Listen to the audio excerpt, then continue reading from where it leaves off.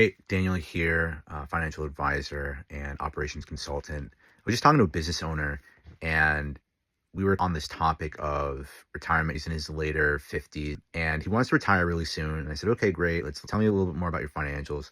And he doesn't have anything to show for the business that he's running. And I said, okay, well, if you expect to retire in X amount of years, right? What's the plan, right? What did you come up with in your head? He's like, well, I'm going to save up as much money as possible. I'm going to bust my ass through these years and I'm going to just pull through. And I said, that's not a terrible idea. That's a very straightforward idea, but you're really leaving yourself open, right? In more than one ways, right? And I see this all the time when I talk to folks who are just really busy in the trenches doing what they're doing, and they don't have the time to slow down, learn, or maybe trust others, who knows. But part of transitioning right out of a business, and it's such a big thing, right? It's called the silver wave. Part of making that transition, if you're in that category, is setting up the right products 5, 10, or even 15 years before. In a perfect world, you're doing it in your mid to late 20s as you start, depending on where you are in your career path, and you're at least on that path already in your early to late 30s, because it's a lot cheaper then, and you really get to maximize your returns.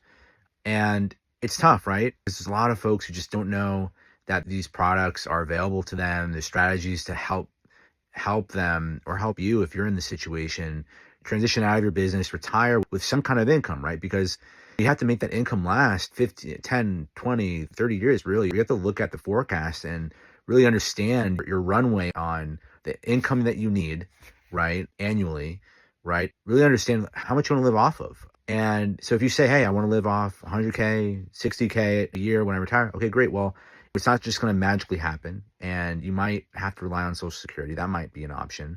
It's not going to be a great option. It's going to be a very small portion of your income when you do retire, when it's available.